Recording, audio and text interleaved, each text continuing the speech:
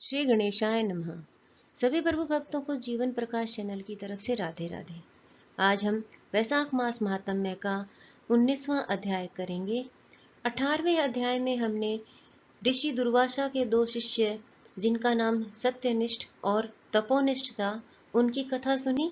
चलिए शुरू करते हैं आज का 19वां अध्याय। श्रुतिदेव कहने लगे कि वैशाख महात्म्य का फल और भी सुनो। पांचाल देश के राजा भूरियश का पुत्र पुरुयश नाम वाला अत्यंत पुण्यात्मा तथा बुद्धिमान था। पिता के मरने पर वह राजा बना। वह धर्म पूर्वक पृथ्वी पर राज्य करता था। इस कारण उसकी सब संपत्ति नष्ट हो गई। इस प्रकार उसको बलहीन देखकर उसके कई एक शत्रु राजाओं ने उस पर आक्रमण कर दिया। बेचारा राजा परास्त होकर अपने शिखनी रानी और कुछ साथियों सहित पर्वत की एक ऐसी गुफा में छिप गया जिसका रास्ता कोई नहीं जानता था। राजा ने बड़ी व्याकुलता से वहां पर 53 वर्ष व्यतीत किए। अब राजा के मन में यह चिंता उत्पन्न हुई कि मैं जन्म और कर्म से तो शुद्ध हूँ। मैंने जन्म भी अच्छे कुल में लिया, परंतु न जाने मेरे सब पौरुष कहाँ गए। मैंने ऐसा कौन सा पाप किया है जिससे यह घोर दरिद्रता व पराजय हुई तथा वनवास के दुख सहने पड़े। इस प्रकार वह राजा अपने गुरु का स्मरण करने लगा। तब राजा के स्मरण करते ही दो मुनीश्वर याज और उपयाजक नाम वाले वहां आकर उपस्थित हुए। वनवास से दुखी, राज चिन्ह से हीन, वन के मार्ग को न जानने वाला वह राजा थोड़ी देर चुपचाप खड़ा रहा, फिर रोता हुआ उनके चरणों में गिर गया। तब दोनों मुनियों ने पकड़कर राजा को उठाया। उसके पश्चात राजा ने वन के पुष्पों से विधिवत उनका पूजन किया। जब वह दोनों बैठ गए तो राजा ने बड़ी नम्रता से उससे प्रश्न किया कि महाराज, मैं जन्म से शुद्ध हूँ, पितरों और देवताओं का पूजन भी करता हूँ, पाप से डरता हूँ, प्राणियों पर दयावान, गुरु की भक्ति में प्रीति रखने वाला हूँ। फिर क्या कारण है कि मैं ऐसा दारिद्री हो गया हूँ? मेरा सब कोष नष्ट हो गया, शत्रुओं ने मुझको जीत लिया, वन का वासी अकेला क्यों रह गया? मेरे पुत्र, पौत्र, भाई, बंधु कोई नहीं रहा। मैं निष्पाप होकर राज्य कर रहा था, फिर भी मेरे राज्य में अकाल क्यों पड़ गया? इसका कारण आप विस्तार पूर्वक मुझको कहिए। राजा के ऐसे वचन सुन थोड़ी देर सोचकर वह दोनों मुनि याज और उपयाजक कहने लगे कि हे राजन, तू अपने दुख का कारण सुन। पहले 10 जन्मों में तू अत्यंत घोर पापी व्याघ्र था। 10वें जन्म में भी तू बड़ा कठोर हृदय व्याघ्र का जन्म धारण कर प्राणियों का वध करने में यमराज के तुल्य था।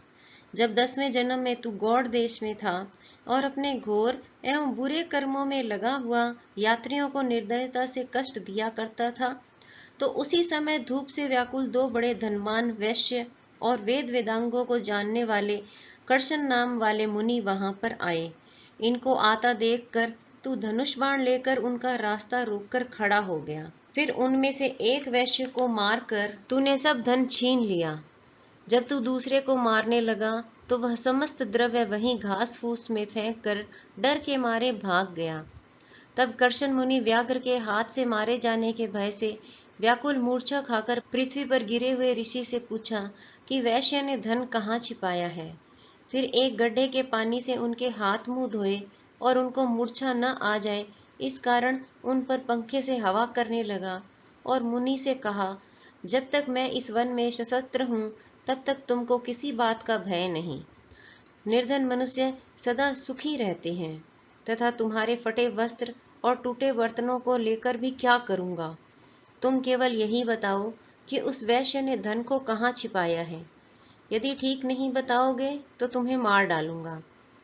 कर्शन बोले कि वैश्य धन को इन वृक्षों में फेंक कर गया है और स्वयं इधर भाग गया है।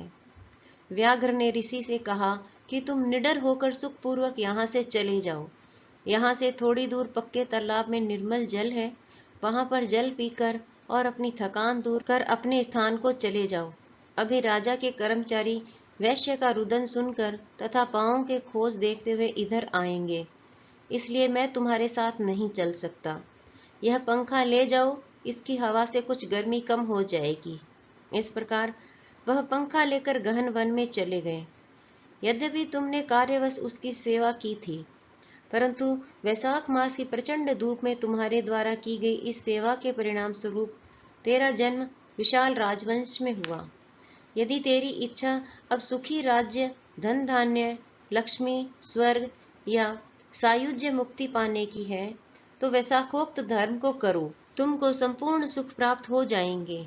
इस मास का नाम माधव मास है। इस दिन तू तत्काल ब्याई गो ब्राह्मण को दे दे, इससे तेरे कोष भर जाएंगे। छत्री के दान से तुझको राज्य की प्राप्ति होगी। विधिवत स्नान कर माधव भगवान की पूजा कर, दिव्य प्रतिमा के दान से तेरी विजय होगी। यदि तेरी इच्छा अपने समान पुत्रों की है, तो तू सब प्राणियों के हित के लिए प्याऊ लगवा। हे राजन, इंद्र वैशाखोक्त सब धर्मों के करने से समस्त लोग तेरे वश में हो जाएंगे। इतना कह दोनों कुल पुरोहित व्यास और उपयाजक अपने अपने घर को चले गए। तब महापराक्रमी राजा कुल पुरोहित के कथनानुसार वैशाखोक्त धर्म और भगवान की पूजा करने लगा, जिसके प्रभाव से राजा ने अपनी बची हुई सेना को लेकर पांचाल नगरी में प्रवेश किया।